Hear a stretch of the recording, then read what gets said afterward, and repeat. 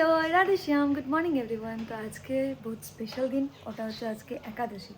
তো এই জায়গায় আমি গোপালকে অলরেডি রেডি করে ফেলছি। আর এই তো কিছু এরকম লাগতেছে রাধারানীকে আর গোপালকে, বহুত সুন্দর লাগতেছে। আর এগুলা গোলাপ দিদু কালকে নিয়ে আসছে, খুব সুন্দর করে প্রেম দিয়া মালাও গাইতে নিয়ে আসছে। আর আজকে এই গোপালের রেডি করাবো আমি, মেকওভার হবে আজকে এই গোপালের। গোপু কালকে চলে যাবে। অ্যাকচুয়ালি এটা হচ্ছে আমার নিচে বম্মা যে আছে ওই বম্মার ঘরের। তো 3-4 দিন হলো আমার এই জায়গায় আছে, সেবা চলতেছে। তো আজকে ওকে সুন্দর করে রেডি করাবো, তারপর বম্মাকে দিয়ে আসবো। আর আজকে দিব না, কালকে ভোগ পায়া এই জায়গার থেকে তারপর যাবে। তো এগুলা বানাইছে, এখন আমরা সেবা লাগাবো। হ্যালো, তো আমি এখন রেডি হয়ে গেছি আর এখন আমি যাচ্ছি মায়ের একটা মন্দিরে। আমি যাব, যা আমি বলবো যে অ্যাকচুয়ালি আমি কী ফিল করছিলাম। আমি অনেক দিন থেকে যাই ওই মন্দিরে, যা আমি দেখাচ্ছি। পুরো সাউথ ইন্ডিয়ান গান দিয়ে গান শুনতেছে আর পুরো ভাইবস দিতেছে। বাবা বলো তো কেমন লাগতেছে? যে নাচতেছে কত কালো ওই যে একটা এসে সাথে একটা ভালো না খারাপ ওইটা হলো জল সাথে মেকআপ তো।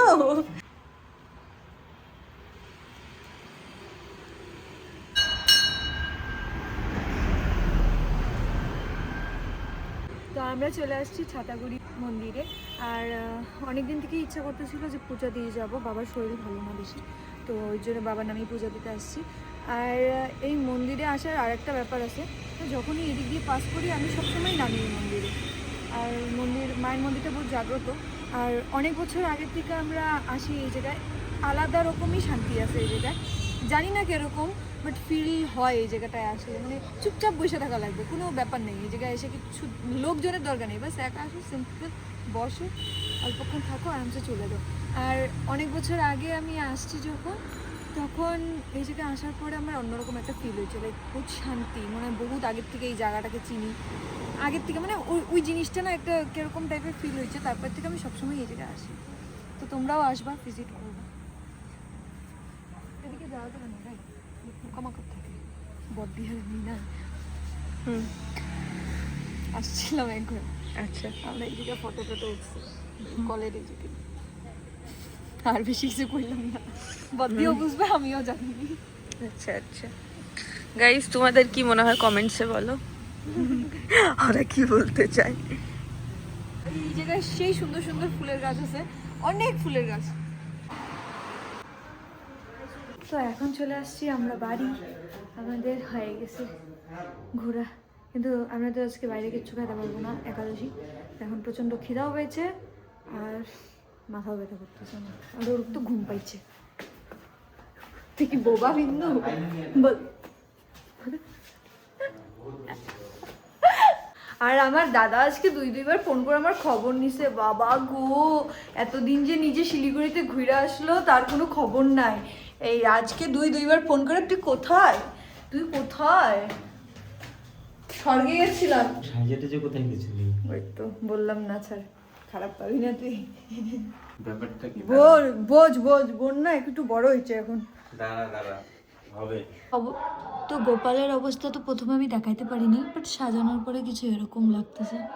সত্যি বলি, আমার মাথা এত ব্যথা করতেছিল আসার পর থেকে, আমি একটুকু মানে বইসাও থাকতে পারতেছিলাম না, এরকম অবস্থা। মাথায় আমাদের একটা এই ছিল যে বম্মা কালকে নিয়ে যাবে গোপালকে, আর গোপাল কিছুদিন ধরে আসে। আর শৃঙ্গারটা বহুত বেশি ইম্পর্টেন্ট ছিল, ওকে সাজাইতেই লাগতো আমার। তারপর ভাবলাম, আর শুয়ে থাকলে তো এমনিও মোবাইল স্ক্রল করতাম, রাইট? তো এটাতে তো কোনো লাভ ছিলই না। আর তো আজকে তো আমাদের একাদশী, যতটা টাইম আমি গোপালের সাথে থাকবো অতটাই আমার জন্য ভালো হবে। তো সম্পূর্ণ ওকে শৃঙ্গার করতে লাগছে আমার 1 আওয়ারের মতন। তো অ্যাটলিস্ট 1 আওয়ার আমার সার্থক। গোপালকে সত্যি বহুত সুন্দর লাগতেছে, আমি ভাবিনি আমি এতটা করতে পারবো, কারণ কি অনেকদিন ধরে না আমি শৃঙ্গার করি না। লাস্ট আমি করলাম ওই যে রাধাকৃষ্ণের বিবাহতে। তো গোপালকে সাজাইতে নিয়ে তাকায় আছে আমার দিকে, আমি ভাবি নাই এতটা সুন্দর হয়ে যাবে। তো যাই হোক, আর এতটা সুন্দর বলতে ওর ইচ্ছা ছিল জন্য ও আমার হাত দিয়ে করাইছে। এটা তো আমি কোনোদিনও বলতে পারবো না যে আমি নিজে করছি, ওর ইচ্ছা ছিল। আর যখনই আমি শৃঙ্গার করি রাধারানীকে হোক, যা মানে গোপালকে হোক, তো ঠাকুরকে প্রণাম করে এতটুকুই বলি, আমি স্টার্ট দিলাম, এখন তোমার যেভাবে মানে সাজার ইচ্ছা তুমি ওইভাবে সাজা নাও আমার হাত দিয়ে। কেন কি আমার দ্বারা তো সম্ভব না যে আমি সাজাবো, নাই আমার ওরকম ভাজান আছে যে আমার হাতে সাজবে, কিন্তু তবু সাজে। একটা ব্রাইডকে সাজাইতে গেলে আমরাও চিন্তা করি যে বিয়ে যখন হবে বা কোনো অকেশনে যখন সাজবো, ভালো ভালো যে সাজায় তার কাছে সাজবো, ঠিক আমরা বহুত খোঁজ করি যে কে বেশি ভালো সাজায়, কে বেশি ভালো সাজায়, অনেকজনের কাছ থেকে শুনি, তারপর তাকে যায় আমরা কন্ট্যাক্ট করি, রাইট? আর এই জায়গায় কোনো সার্টিফিকেটের দরকার নেই, এই জায়গায় জাস্ট সত্যি বলি খালি প্রেম আর অল্প ভাব লাগে। তাতে তুমি যদি চন্দন দিয়েও রাখো, ভগবান এমনি খুশি, ওই জন্যই ওর নাম ভগবান। আমাদেরকে যদি সাধারণ এরকম করে যদি খালি চন্দন লাগায় রাখে, আমরা কি খুশি হবো? কোনোদিনও না। কিন্তু ভগবান অতটুকুই খুশি হয়ে যায়। অ্যাকচুয়ালি আমার আর আওয়াজ বাড়াইতেছে না, আমি রাত্রেবেলায় আমার মোবাইলে চার্জ ছিল না, মোবাইলটা চার্জে দিয়ে আমি শুয়ে পড়ছি। আর এখন বাজে 3:30, আমার জাস্ট চোখ খুলছে 5 মিনিট আগে, আমি মোবাইলটা খুললাম। আমি ভিডিও এন্ড করতেও পারিনি রাত্রেবেলায়, এরকম অবস্থা ছিল, মাথায় ব্যথা। আর আমি ভাবছিলাম একটা ভিডিও বানায় নিব, বাট ওইটাও হয়নি, মানে রিলস।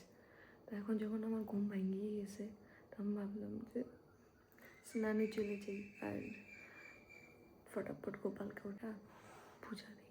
এখন আমরা আগে মুখটা ক্লিন করে নিই, পুরো ঠান্ডা লাগতেছে বাইরে, সেই ঠান্ডা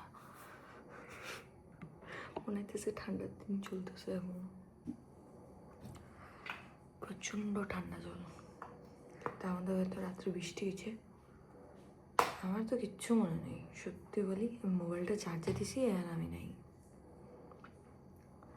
আর একটা ব্যাপার, আমি নতুন নতুন ফেসবুকে ভিডিও ছাড়তেছি, তো আমি সত্যি বলি একবার করে আমাকে এরকম করে নিতে হয়, একবার এইভাবে ভিডিও শ্যুট করতে হয়, লিটারেলি বহুত প্রবলেম হইতেছে।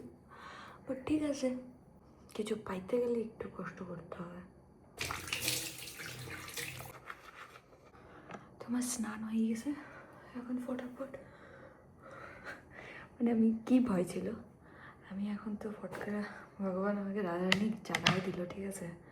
এখন যদি স্নান দান করে না পূজা দিই, আমার মনে হয় না এখন আর আমি উঠতে পারবো। তো পূজাটা দেওয়া থেকে সুবিধা হয়, তারপর আমি ঘুমাইলে ব্যাপার নাই, কিন্তু আগে পুজোটা তো হয়ে যাক, নাহলে আজকে পারণও তাড়াতাড়ি আসে, কালকে তো একাদশী ছিল না, আর সকালে কাজও আছে, এক জায়গায় যাইতে হবে মার সাথে আমার।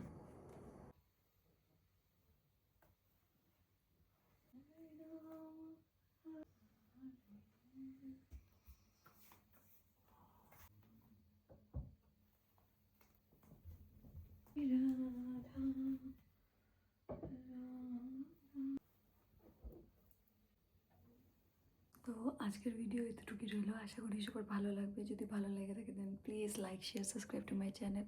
Tata, bye by.